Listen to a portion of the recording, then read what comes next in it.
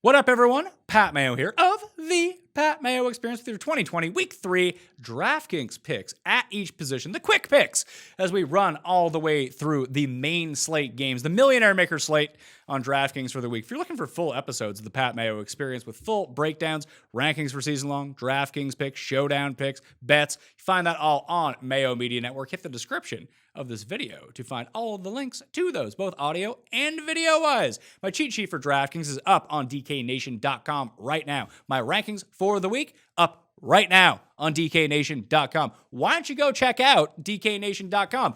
Okay, running backs. Let's start. Christian McCaffrey, he's out, so we're not going to be using him this week. Majority of players are going to the very top of the running back position, taking Zeke, or they are taking Derrick Henry. No one's really using Dalvin Cook, but the play of the week is Miles Sanders, $6,400. Should be no surprise to anyone going below that. Kenyon Drake is shaping up as a really good option. I actually prefer James Conner as the pivot play there, but realistically, what you need to figure out is what is going on at the bottom of the $5,000 level. A bunch of injuries have opened up these options. So you have Mike Davis, you have Devin Singletary. Now with Zach Moss out, you have DeAndre Swift in a good game script as the pass catching back against Arizona. Joshua Kelly as the goal line back for the Chargers, and no Justin Jackson again this week. Then you have, let's see here, Dion Lewis, who is shaping up to be like an okay play, but don't play Dion Lewis now. Mike Davis, no Christian McCaffrey. Jerick McKinnon with no Mostert, with no Tevin Coleman. Like, there's a lot of players that you can feasibly go to. Even below that, Naheem Hines, Antonio Gibson, both decent plays. And then if you go all the way down to $4,000, if you want to avoid that entire situation, you can play Jeff Wilson Jr. as much as you want. I actually think that he might outscore Jerick this week. Just the field conditions in New York for the second consecutive week where everyone got hurt for the 49ers. Jerick's coming off 2 knee surgeries. Let's give the guy a break. We don't need him out for the 3rd consecutive year. Jeff Wilson steals touchdowns anyway. We've taken 2 of those running backs out of play. It's $4,000. It's a way to save money at running back this week. So I actually like Henry the most from the top end guys. I like Connor as a pivot. Sanders, must play guy this week. In that middle range, yeah, you can just pass it and go all the way down to Jeff Wilson Jr. if you really want to.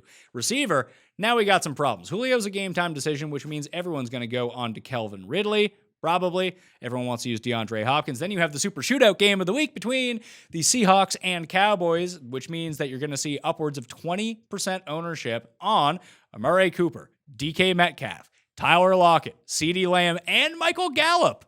It's pick your poison. It's hard to really tell who's going to be the man out of that. If you really want to get sneaky, use Allen Robinson. $6,200 against Atlanta. They're going to be playing catch up the entire game. And right now, Robinson accounts for over 71% of the air yard and target market share of the Chicago Bears. He hasn't had the big breakout game yet. People are frustrated. It's a perfect time to pivot onto Allen Robinson, then try to pick your poison from that other game. If you move down the list, I love Deshaun Jackson at $5,200. Deontay Johnson's another great play in the $5,000 area. You want to go down into the 4s just a little bit. Even Henry Ruggs, listed as questionable right now, is actually out for the game at $5,000. So you're going to see people go on to Corey Davis. Don't do that. Go on to Deshaun Jackson instead, or up to Deontay Johnson, Deshaun Jackson. That's the pivot off of CeeDee Lamb in this area. If you want to go down low, Michael Pittman at $4,000 is a really nice option. You can really just overlook most of the high-end 4s because you'll want to be saving money either way. You want to take a long shot bet.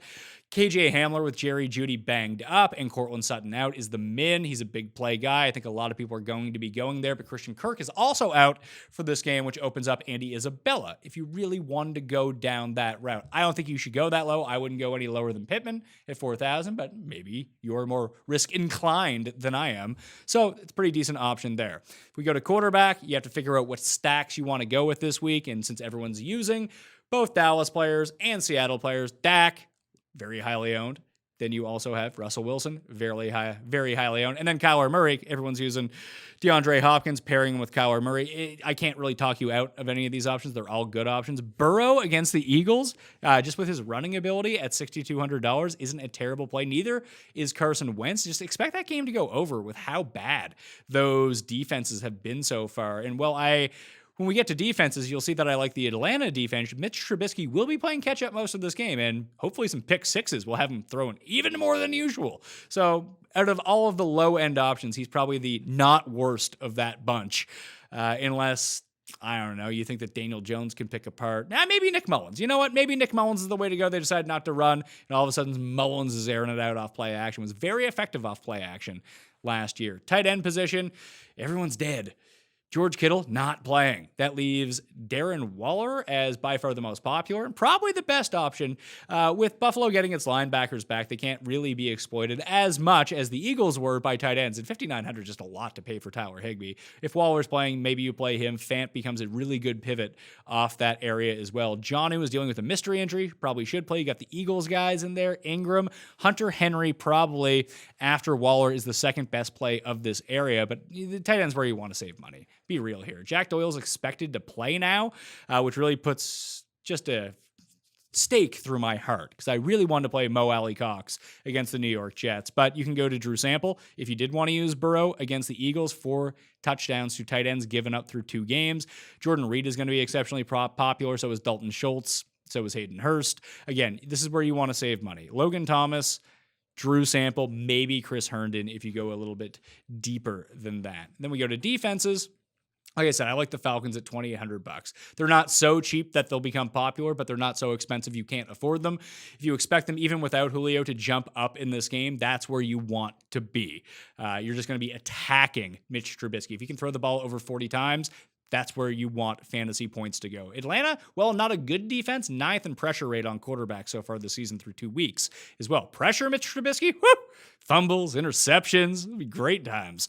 The Washington football team against Baker Mayfield and the pressure that they can exert at $3,000 is nice. If you can find the money to pay up, pay for the Steelers. Just, it's that easy. Don't use the Colts. Use the Steelers at $4,000. It's just really hard to find that kind of money to pay up for a defense when you can spend them at other positions. And if you go all the way to the bottom, then you're looking at the Jets.